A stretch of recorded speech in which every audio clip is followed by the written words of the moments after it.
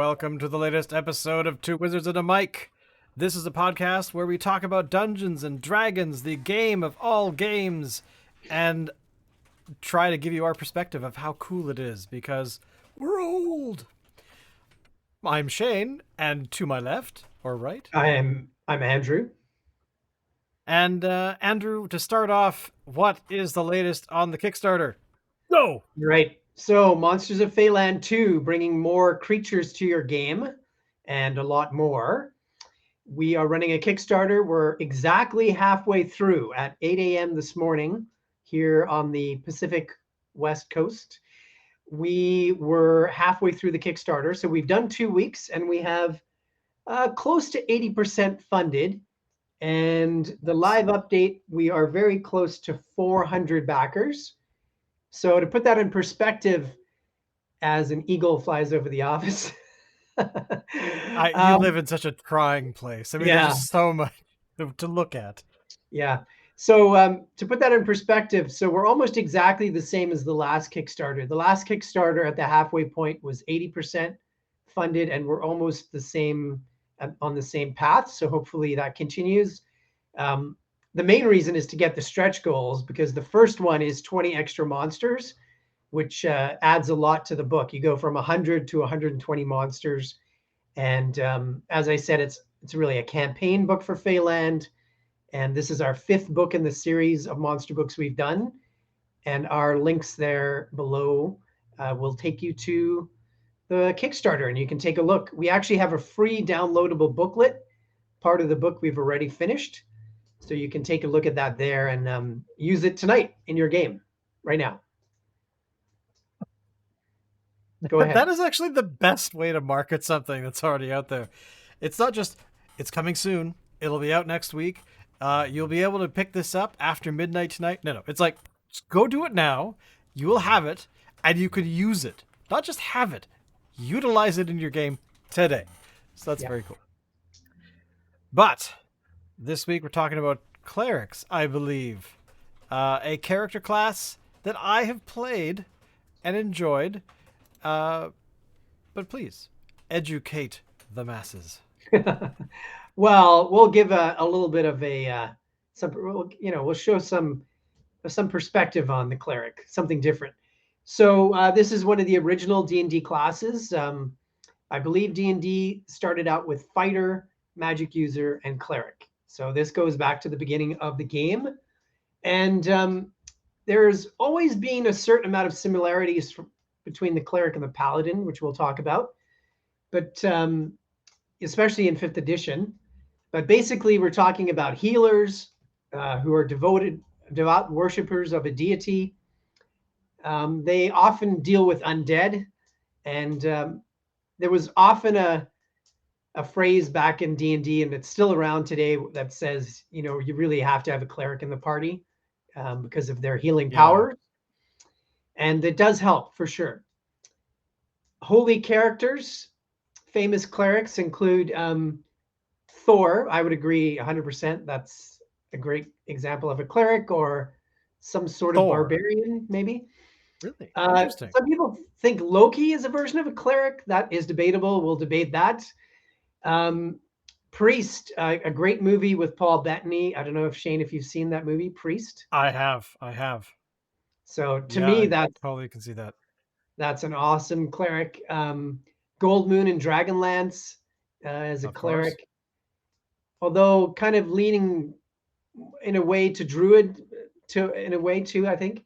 Van Helsing, actually, apparently that is one of the inspirations for the cleric for Gary Gygax and Dave Arneson at the beginning of Dungeons and Dragons. Apparently that figure was a major influence. And it makes sense if you think about the turning the undead power and that sort of part of the cleric. Yeah. And then I think Shepherd and Firefly, to a certain degree, is like a cleric. Yes, I would agree.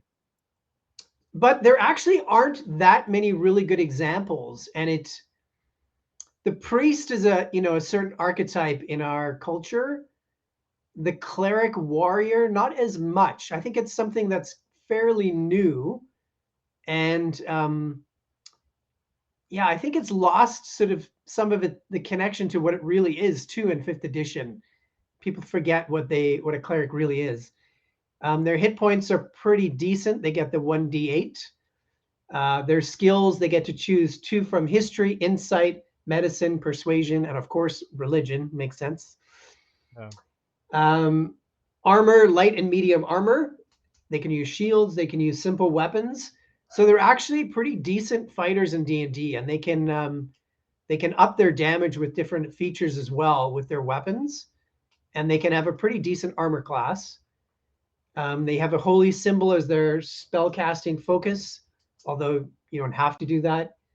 They have abilities to channel divine energy from their god, which includes turning undead creatures, basically frightening them away. And later, when they get more powerful, they can actually just destroy them, just disintegrate them with their radiant energy. So there are a number of subclasses in fifth edition.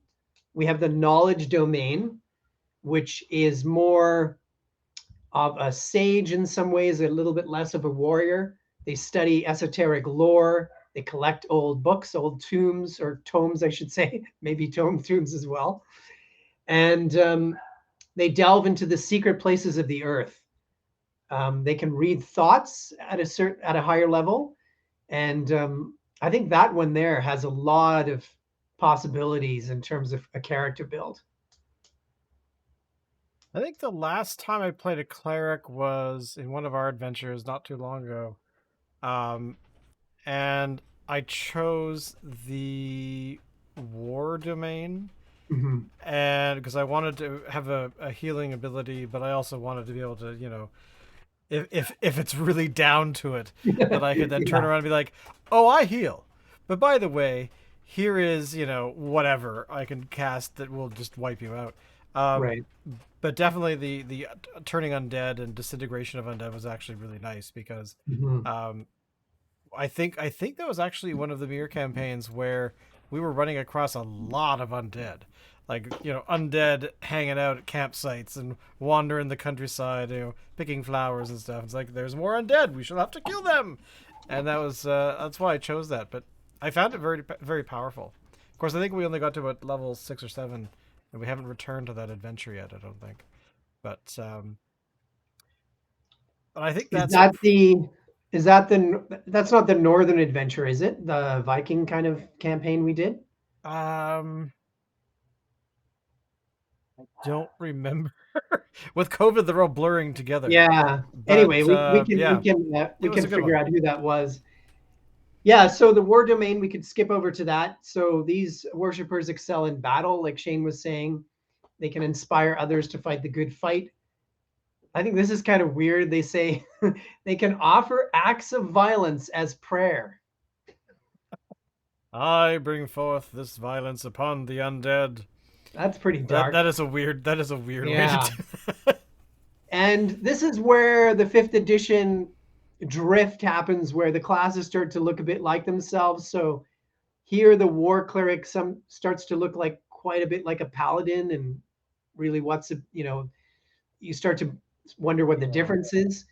There's also the life domain, which you promote vitality and health.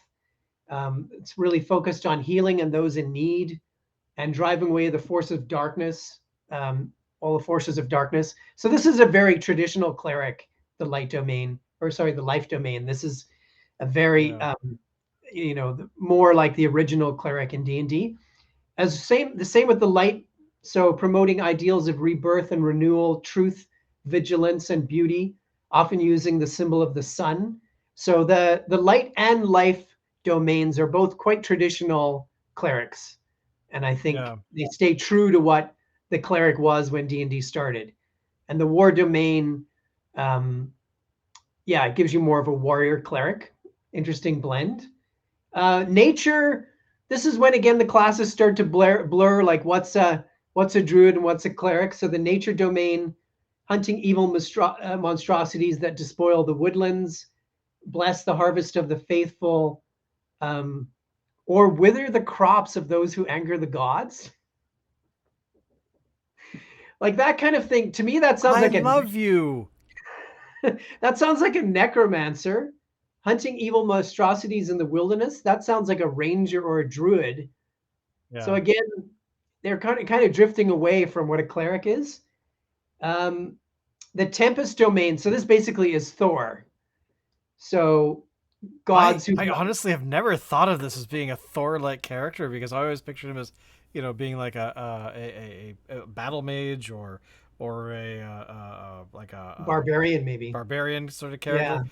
But you're right. I mean, the fact that he could throw thunder or throw lightning, not just because he can, Hmm. but like on a particular moment, like, oh well, I can only do it this one time at between however many days, whatever. It's just whenever he feels like it. Oh yeah, I'm the god of thunder. Right on, cool. I'm gonna throw some lightning your way. But Yeah. yeah, this is actually a very cool thing because it does give you a different perspective on who Thor is, and especially Loki. I mean, we're all clouded, I think, for most people who play D&D by the MCU versions, Yeah. but if you go back into mythology, then definitely, uh, I think they're right. I think this is actually very cool. Sorry, keep going. I just love that. I love it. Yeah, no, I agree. I think as far as Thor, I agree. And there's a great new show from Europe called Ragnarok, which is a new take on the Norse mythology. I don't know if you've seen that. I have not, but I It, now will have to. it's really good. And if you watch that again and look at this, so a worshiper of a god who governs storms or sea or the sky, yeah, I really see how it's a great. I like it. I like it a lot because it's different than a paladin, and it's different than a barbarian. I think that's a great. I think it's fifth edition did something really cool here. On the other hand, the trickery domain to me doesn't fit at all. So it's supposed to be a cleric who's a disruptive force in the world, puncturing pride and mocking tyrants, stealing from the rich, freeing captives, and flouting hollow traditions. To me, that sounds a lot like a rogue or a bard. It doesn't sound anything like a cleric. No, I would agree. That is, to me, like, if you hid in the document the fact that this was in the cleric section, no, it to me, I'd be, oh, that's a rogue. Yeah, of course, backstab Exactly. people and stuff like that. Like, yeah, no, that's not. Yeah. I could see a bard too, like puncturing pride, mocking tyrants, being a disruptive force. I could see like a scoundrel kind of bard character for sure. But yeah, it's interesting. Like they've got some very traditional clerics. The war domain, which sort of it doesn't stretch too far from a cleric. And then a great idea, I think, with the Tempest domain, but I think they overstep themselves with with the trickery in my opinion. I was just looking up that particular domain, and that one's been the Mhm. trickery domain's been around for a while, which surprises me. Yeah, me too. Me too. I Bizarre. Hmm. Some of these things that I also thought were fifth edition has straight. It's actually like you say, it's much earlier because personally, all I know is first edition and fifth. So anything in between, I have no idea what happened. Um, it sounds in some ways that wasn't such a bad thing sometimes because there was a lot of searching for what kind of game they wanted to play. It looks like Right. it was introduced in 3.5. It Wow. Yeah. So so way it's been after I around for a stopped while. playing. Yeah. Yeah, same. Yeah. Interesting, interesting. I love it. All right. So we will probably have separate shows on spells. So we won't talk about every single spell, but there are some great spells for clerics. You definitely want to keep the Sacred Flame cantrip pretty useful and Spare the Dying. Really, really good one to have. Cure Wounds, a really basic one that you want to have around for clerics, especially at low levels. Guiding Bolt is one of the better attack spells, can do pretty decent damage. Um, Spiritual Weapon, I know a couple of the players in our group and with Shane, they use that all the time. It's really helpful that you can move this spiritual weapon around to attack different foes, to follow them. A lot of spells, creatures can leave the area, but the really, really cool spells are the ones that can follow them around, which give the Yeah. dungeon master a lot of headaches. Um, there's all these mass healing spells that the cleric can do. The craziest one is heal, which I think is 70 hit points, if I remember correctly. So, your medium or high level characters are pretty banged up, and the cleric just gives you 70 hit points. Okay. Yeah, that's pretty awesome.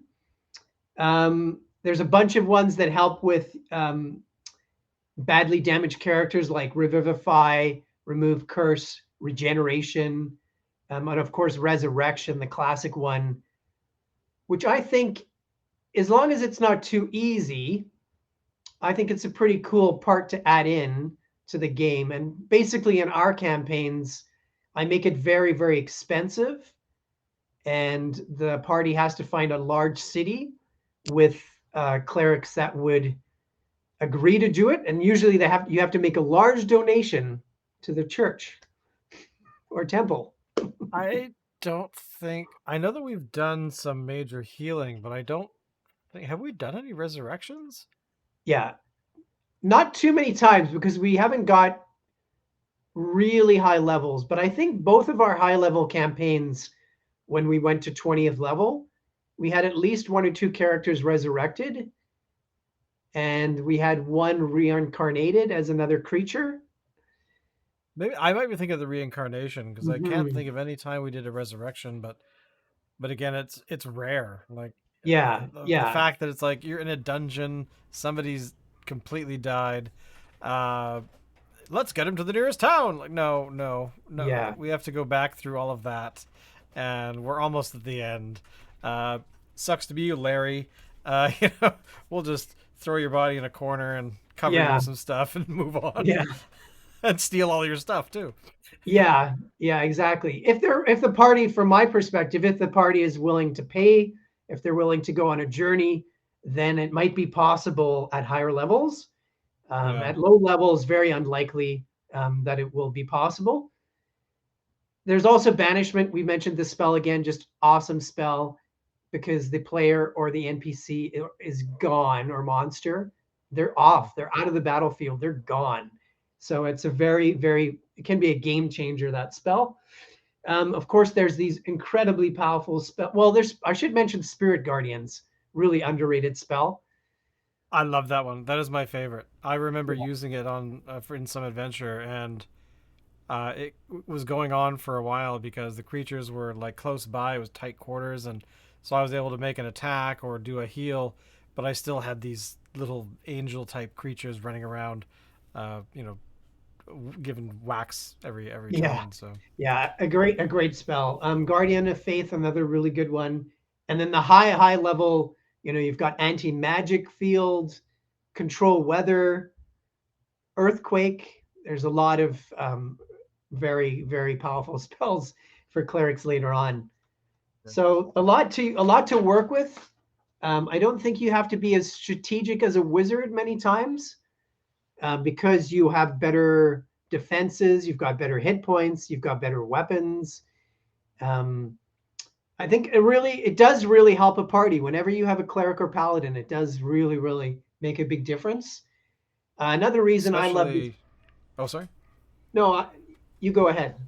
I was just gonna say it. They become really powerful, especially when they have deities on their side, because DMs can. I mean, there's a few places if I recall, that you can actually request assistance from your deity. You can do things, but the DM can also go, "Geez, man, I don't really feel like a total party kill today." Joe smashes through a wall. He is the god of. Oh my god, I better save you, and comes in and Yeah, does something, and hopefully the party doesn't totally die. But yeah, there's been some yeah, really good moments like that. yeah. I think that's one of the fun parts about the cleric is the relationship with their deity. And if you have a pantheon of gods in your campaign, yeah, there can be a lot of interesting role play, a lot of interesting things in the plot with rivals of the temple, and the history you've had with the temple and the deity. Um, yeah, I think it's a really, really epic part of the game. So pros, definitely, as we've spoken about, all the healing that the clerics can give the party. There's a lot of healing in D&D. I think probably it would be a more challenging game if there was healing more concentrated, just with clerics and paladins and maybe druids. I don't think bards, you really need to have it with bards like they've done, and rangers. I think it's better if you just keep it around these more traditional classes for healing. But definitely, a chief healer is the cleric. They're good Yeah. warriors in 5e, which is nice for your players to have someone who's going to survive. And cons, I think some of the subclasses are straying too far from what the class is, in my opinion. I think sometimes there's a lack of range because there's not many examples of a cleric, especially in our modern society. Um, yeah, I think there could be a lot more examples that you could make some really great characters. Like we mentioned, the Priest movie. You know, that would be one of the things I'd love to see if they make a good D&D movie, if that ever happens. That Um, is the sad fact. There has never been uh, a good one. I mean, I when well, I think Lord of the of Rings. good D&D on television or you can watch, I still go back to the '80s show because I haven't Yeah. seen anything.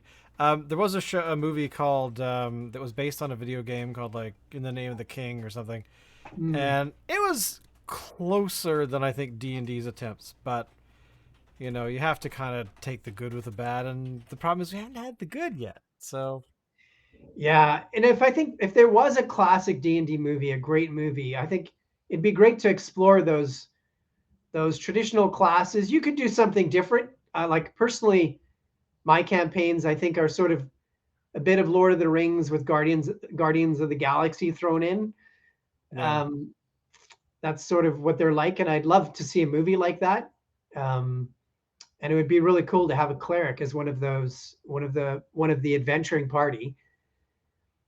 I would like to play more of them. I've only got a chance to play a cleric once in fifth edition, in the Curse of Strahd campaign. Briefly, I played a cleric who would basically sacrifice everything for those in need and the party. Um, and he didn't want any gold. He didn't want any fame. He didn't want any approval. He didn't want. He just was happy being of service to good creatures and his companions. And actually, that was quite a lot of fun. Um, it might sound quite basic, but he was because he was such a stark character. It was actually interesting. Well, I don't think that's basic at all. I think that is actually being able to play counter to what a general character is, because a lot of the time, if you don't sort of emphasize that these are characters with their own life and they're not necessarily just robots that are moving forward to get the loot and to kill the thing and to move on.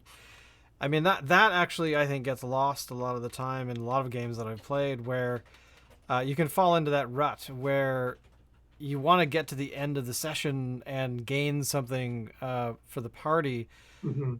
But a lot of I find, even for myself though, every so often I go, you know what, I haven't really played role played that well today. I've played, I've rolled the dice, I've done the thing, Mhm. but I haven't actually reviewed my character close enough to kind of go, how can I screw up the DM this session? Okay, I need to challenge the DM with this particular flaw that I have. I need to challenge the other players with this particular thing that this my character really wants to be involved with. For example, one of our players is very good at it. Has played several characters where undead or an evil clan, they want to take vengeance upon them. But especially with the undead, when they've played clerics, they're very much in the guys, here's our spyglass. Take a look. All right, okay. There's undead 3 miles that way. We better skirt around them. No, they must die, and then charges off. And it's like, oh, damn it! All right, guys, let's go. You Yeah. kind of have to follow it, which I love those moments because it forces the players to get out of their heads, to forget what they've been trying, and embrace that sort of improv style, which I really like about D&D because you need those moments to go every so often. Something needs to happen that just kind of throws everyone off balance a little bit. Gets the player to go, oh yeah, this is actually a live world that I should be remembering. It's not a static thing just waiting for me to kill stuff and take the gold. Right. I love that part about it, and maybe that's the point of the trickery domain for clerics. Highly doubtful, but I guess if we were to like say something positive about that domain, but I've never played it, but I don't see trickery playing. Oh, lordy, you are hurt and you've fallen down. I should help you, but oh, just kidding. That would be weird. That would just be too strange. Yeah. Yeah. Yeah. The other factor, it depends what your setting is like. In our world of Mir, the deities are very involved. It's a big part of the story. And so there are many clerics and priests. We've also added our own subclass for cleric. In the city book, we have the Order of Truth. And so Nice. it's all about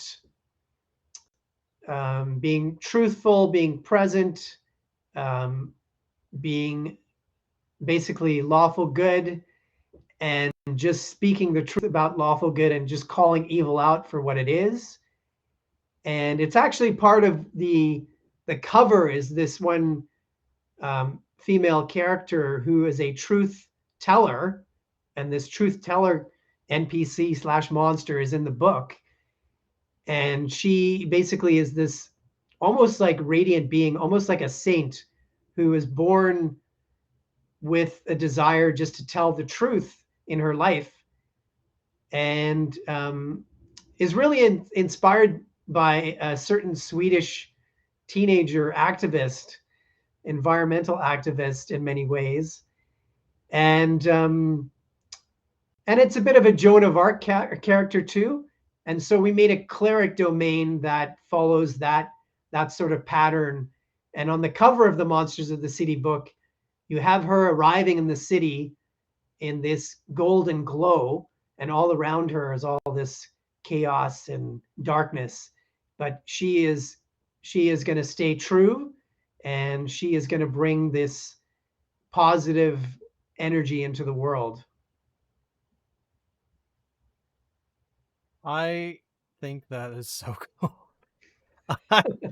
I actually I didn't realize that that's kind of what you had based it upon. Did I totally miss that somewhere? Well, it's always an interesting process, because talking about the books of what we're going to do, I talk with our artist at the beginning before I start, because he's such a big part of the story, and I tell him my idea, and then he gives input. And one of the big things that we start out doing is we start talking about what's the cover going to be, because that sets the tone of what the book is going to be about. So originally, my idea was actually an amazing photograph from the United Nations. And it would have been about 3 or 4 years ago. There was a scene where the last American president, who is a former hotel magnate, even though he went bankrupt all the time. That president was at the United Nations doing a speech. And it happened to be at the same time that this activist, this environmental activist, was there. And there's just this incredible photo of him. I think he is the one who's looking at the camera, and she's off to the side. And she's giving him this look of, again, I know you're evil. And I'm here to speak the truth. And I don't care if I'm 15 years old or whatever, however old she was. And it is just a spectacular photograph of showing archetypes.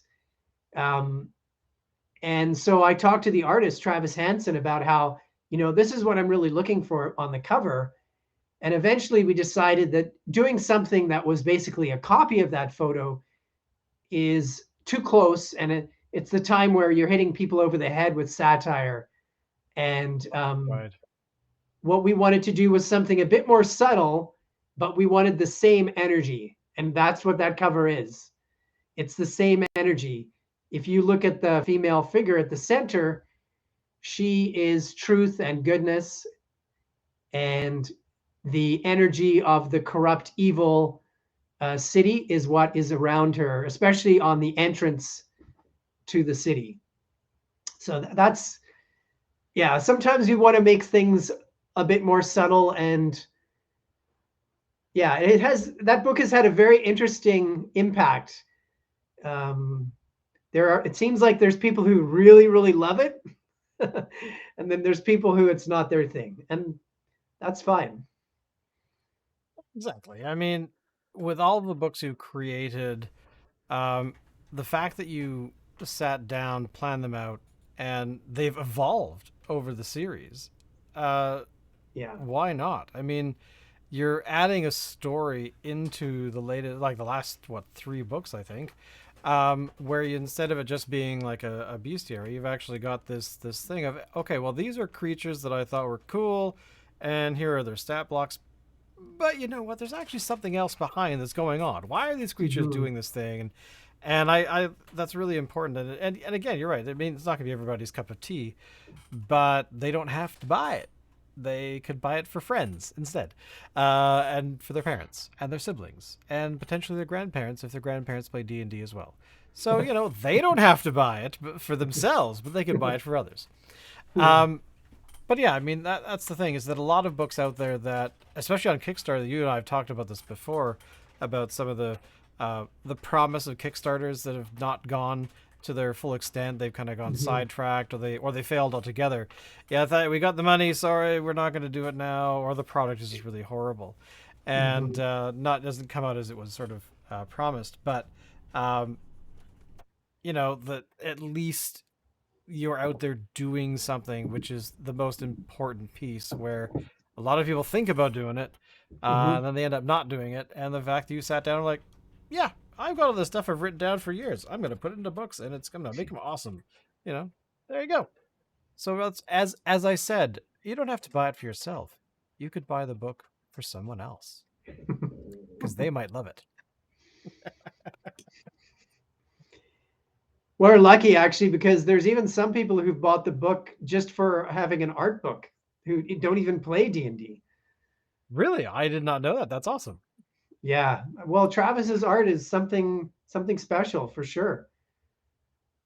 Yeah, I like it. It's that nice blend of not quite full on comic and not quite full on, you know, Elmore, or insert Yeah. any of those other sort of painters from I call them the classic painters. I mean, they're probably still doing stuff, but yeah, I Most mean, of them. definitely that that visual style for D&D was established, I think, in 3rd edition.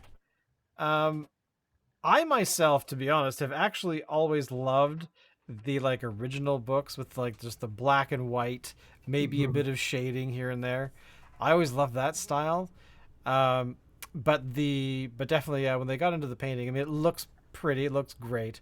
But I mean, compare like the monster manual from first to now, and like the artwork is so different. But you know, I kind of like the Travis one is kind of somewhere in that middle in between, which I like. So I guess I just like art. I mean, that's one of my failings. I like a lot of different styles of art, but uh, but definitely Travis. Yes, go. Did I mention you should buy it for your friends, even if you don't want to buy it for yourself? I keep forgetting of that. Which of those cleric domains, which one do you think sounds interesting now? I know you said you played War Domain. I played the War Domain because I really thought the adventure sort of I felt called for it. I've also played the Light Domain. Mhm. Um, However, the Tempest domain, out of all of these right now, You want to be uh, Thor. I totally want to be Thor. I mean, like, You're not going to well, be I a never, I girl never really Thor, thought of eh? it as the higher level spells of like controlling the weather and doing stuff like that. I thought, Yeah. you're right. You could totally affect the environment, which would change how the battle is going. It's like, I'm gonna call in a insert weather storm name here, and then the DM can go, oh yeah, well okay, well it's now you can't see anything. No one can see anything because of all the particulate that's being kicked up off the ground, or Like somebody cast a large, what is it? The fog, was it fog of bugs or circle of Oh, bugs? I forgot. the insect In, plague. the insect Yeah. plague cloud thing, Hmm. which we've had a couple people in our parties. It's at different times, like having it the spell attached to an object, or they've decided to cast it because they have like a wand for it. And you kind of at one point you're like, that's so silly, like bug cloud, whatever. And then suddenly it gets cast, and it's like, well, okay, now no one can see anything, so you're gonna have to roll at disadvantage. But so will the creature. So there's all those sorts of weird things that can happen. Hmm. But definitely, I mean, I want to be Thor now. But although there is the knowledge domain as well, which I like that idea. Like I don't know. You guys fight. No, no, no. I'm in a. The books are over here. You know. No, no, no. We don't need the chest. There's shelves over here. Like, I have to go through every single book right now. I love that idea. I just like that one as well. Yeah, yeah, I'd have to say the knowledge domain really speaks to me now too. Just in terms of a character who's obsessed with these old tomes and who's got this other agenda. Maybe like you said before about the cleric. We've had a people who are just go after the undead no matter what the situation, and this character maybe they find a tunnel and a dungeon that heads into the Underdark, and he's like, oh, this might lead to the ancient temple of blah, blah, blah. We need to go. Um, yeah, I like it. Kind of reminds me a little bit of a sage wizard, but something different. So I like that idea for sure. I think my Indiana next character Jones, is. Well, I mean, yeah, I have a character who's a I think it's either the druid, your druid, yeah. the druid who basically is trying to be Indiana Jones, but rethinking that character like this actually plays into that more because the problem that I have with the other characters, he lacks that ability. He doesn't have the knowledge part of it. Uh, Yeah, he yeah. just he just likes screaming, "It belongs in a museum." Um, but He's self-taught. He's self-taught. exactly, he's like an amateur archaeologist That's running right. around with a shovel. He's not quite That's sure how right. to use it, but yeah, he's got the What brush do too. these universities and academies know? I can get all my information, magically. Magically from the interspell web thing. Exactly. Exactly. Yeah. But Yeah. I mean, this is the thing of reviewing these classes and these and the different species in the game. I mean, every time we talk about it, there's always these little tiny ideas that come up that are like that just say, "Hey, by you've when you say cleric, you have this preconceived notion, but if you actually read the details and Hmm. actually commit the details to memory, then you have a greater breadth of things that you can actually do with a character that normally you might just play the character as I will heal everyone and then move forward. I'll heal everyone, but giving that game life. I mean, I'm all about giving the game that sort of that life where if they do want to do something, just being able to kind of roll it and say, you know what, that's a great idea. Yeah, the ground opens up and swallows the entire party, and you find yourselves inside of a barrel. We're in a barrel? Yeah, I don't know. Just you were the one who opened the ground. What's under the ground? We don't know. It's a big, huge barrel. But yeah, I mean, there's all these kinds of things that you can actually play with as time goes on, and especially when the characters get to those higher levels, because that's the one thing that a lot of people run into that at least I find, and I've had discussions about is they get to like level 5 or 6, then the game kind of peters out, and they don't quite go over to play anymore. Or they don't play with that group, and they don't get to enjoy the really kind of cool stuff at the higher like 18, 19, 20 levels, and I think that we need an intervention with D&D sometimes. We got to get to the higher levels, people, because they're you think that it's hard when you're like first, second, third. It's still hard when you're 19th and 20th because you're going up against things that are far higher levels than that. But you have so many different options. Like Hmm. looking at your character sheet every time you level up, you're like, I really don't know what to do. I was doing this for a while. I did this combination for a while, but now I've got this thing, but I don't know if it's this. But if all these kinds of internal conversations, and also conversations you should have with your DM about your character as well, because that enriches the game a lot when you establish at the beginning or partway through. It's like, yeah, you know what, I found I have a cousin and he was on a trek that took him to somewhere nearby where we're going to be, and then suddenly the DM's like, so you guys are all about to die, and the dragon's about to swallow you all, and suddenly you hear this horn, and then this guy on a horse comes riding in. He's like, "Hey, I heard you were in the area, and I'm here to save you," or whatever, you know. Having those opportunities, I guess, to really sort of commit these kinds of details about classes like Sacred Flame, everybody knows about, but Earthquake and Control Weather, not necessarily, because they might Mhm. not have ever played that high, and that just opens up so many possibilities for how the story can unfold. And again, I love that stuff. I just love it. I love it. The story part just gets me all the time. Yeah, yeah. Well, I think that's the best part of the game, like you say. And yeah, I think we can definitely move through the levels quicker than the traditional D&D. Like I used to. It depends, obviously, how long your sessions are, but considering these days the average sessions are 2 to 4 hours, I'd used to kind of go. We'd level up every 2 or 3 sessions, sometimes more if there wasn't a lot of combat, because I still use XP and I use milestones to a certain degree. Now Right. I'm doing it much faster. I'd say it's at least every 2 levels leveling up, sometimes a little bit earlier. At the very beginning, it's a bit faster too. It's really quick going from first to second, for example, Yeah. and second to third is not a big jump. So I think you're right. I think you need to expose the players to these extra features earlier on. Um, yeah, most games, I think the statistics show these days most games go to 10th or 12th level, and that's probably pretty consistent with early D&D too. We didn't go much past that many times when we first played. And then now with fifth edition, we've only twice gone up to 20th level with a campaign. Right. So yeah, I think we can move through those levels a bit faster. And it's a kind of video game generation. People are used to that more too. Yeah. Exactly. Yeah. I think it would be kind of cool to start as a 20th level and have some sort of curse, and you suddenly are dropping levels throughout the entire campaign until you get to the end. Well, one way to do that is to go back to old school D&D and have the undead where they could take your levels away. That was just crazy. What? Really? Yep. They Oh, could that's suck awesome. levels off you. Yeah. I Oh, agree. that's I think cool. I like that.